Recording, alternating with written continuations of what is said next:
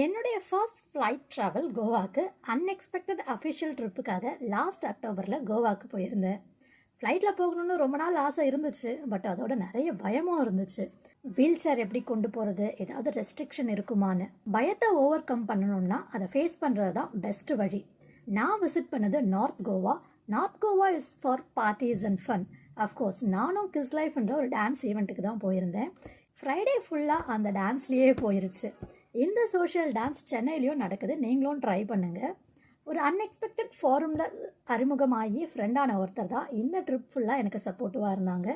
இந்த மாதிரி நான் சந்திக்கிற மனிதர்கள் தான் நான் ஆசைப்படுற விஷயத்தை சாத்தியப்படுத்துறதுக்கு சப்போர்ட்டிவாக இருக்கிறவங்க. Then Saturday Saint Xavier's church visit பண்ணியிருந்தேன். 10 இயர்ஸ் கழிச்சு ஃப்ரான்சிஸ் சேவியருடைய பாடி டிஸ்பிளேக்கு வச்சுருந்தாங்க. சண்டே மொர்ஜம் பீச் போயிருந்தேன். இந்த ஏரியாவை லிட்டில் ரஷ்யான்னு சொல்லுவாங்க, பிகாஸ் இங்கே நிறைய ரஷ்யன் ட்ராவலர்ஸ் அண்ட் ரெசார்ட்ஸ் எல்லாம் இருக்கும். அந்த பீச் அவ்வளோ அழகாக இருந்துச்சு. ஒரு பக்கம் மலை, ஒரு பக்கம் பீச், மாக்டைல் குடிச்சிக்கிட்டே அந்த அழகை ரசிக்கிற மூமெண்ட், வாவ்.